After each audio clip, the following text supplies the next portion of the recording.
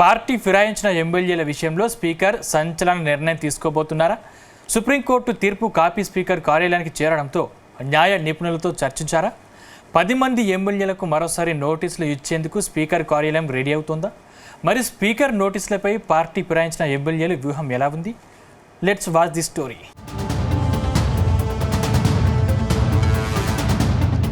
తెలంగాణలో బీఆర్ఎస్ నుంచి గెలిచిన 10 మంది ఎమ్మెల్యేలు కాంగ్రెస్ పార్టీలో చేరారు.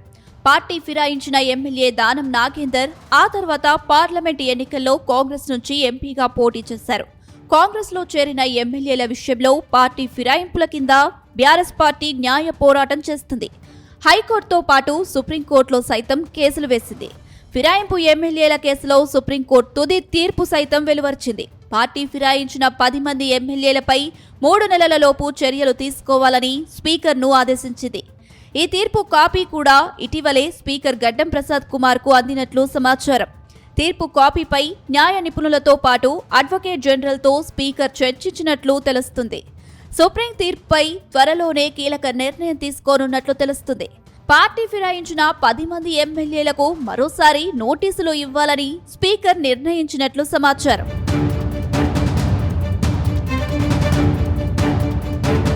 ఇప్పుడు పార్టీ ఫిరాయించిన ఎమ్మెల్యేల అంశంలో ఏం జరగబోతుంది అనేది హాట్ టాపిక్ గా మారింది. సుప్రీంకోర్టు తీర్పు నేపథ్యంలో పార్టీ ఫిరాయించిన 10 మంది ఎమ్మెల్యేలపై అనర్హత వేటు వేయాలని బీఆర్ఎస్ గట్టిగా డిమాండ్ చేస్తుంది. స్పీకర్ త్వరగా నిర్ణయం తీసుకోకపోతే మరోసారి న్యాయస్థానానికి వెళ్తామని బీఆర్ఎస్ నేతలు చెబుతున్నారు. అధికార కాంగ్రెస్ మాత్రం ఫిరాయింపు ఎమ్మెల్యేలకు ఎలాంటి ఇబ్బంది ఉండదని చెబుతుంది. ఫిరాయింపుల అంశంలో గత ప్రభుత్వాల హయాంలో ఏం జరిగిందో ఇప్పుడు అదే జరుగుతుందని కాంగ్రెస్ నేతలు చెబుతున్నారు. ఈ విషయాన్ని సీఎం రేవంత్ సైతం అసెంబ్లీ సాక్షిగా తెలంగాణ ప్రజలకు తెలియజేశారు. రాష్ట్రంలో ఉప ఎన్నికలు రావని రేవంత్ స్పష్టం చేశారు.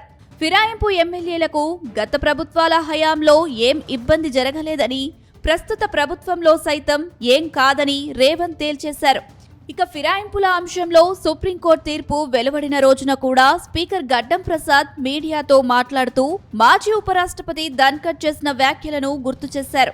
శాసన వ్యవస్థలో న్యాయ వ్యవస్థ జోక్యం ఉండదని తెలియజేశారు. తాజాగా సుప్రీంకోర్టు తీర్పు కాపీ స్పీకర్ కార్యాలయానికి చేరిన నేపథ్యంలో స్పీకర్ నిర్ణయంపై మరోసారి చర్చ మొదలైంది.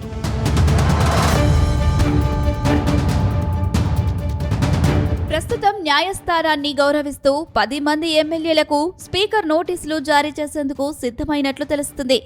ఆ తర్వాత వారి అభిప్రాయాల ప్రకారం నిర్ణయం తీసుకునే అవకాశం ఉందని అంటున్నారు.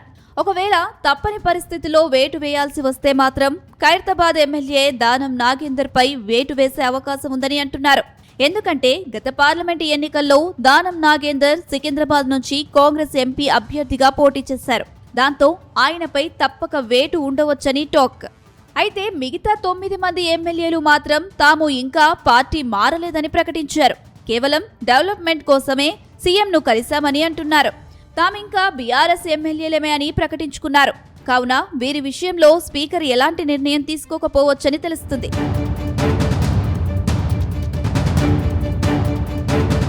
మొత్తం మీద స్పీకర్ నిర్ణయం తర్వాత బీఆర్ఎస్ పార్టీ ఏం చేస్తుంది? మరోసారి కోర్టుకు వెళ్లి మరోసారి వాదనలు వినిపించే అవకాశాలు ఉన్నాయి. అయితే ఇదంతా జరిగేలోపు ఎమ్మెల్యే పదవీ కాలం పూర్తి కావచ్చనే చర్చ సైతం జరుగుతుంది.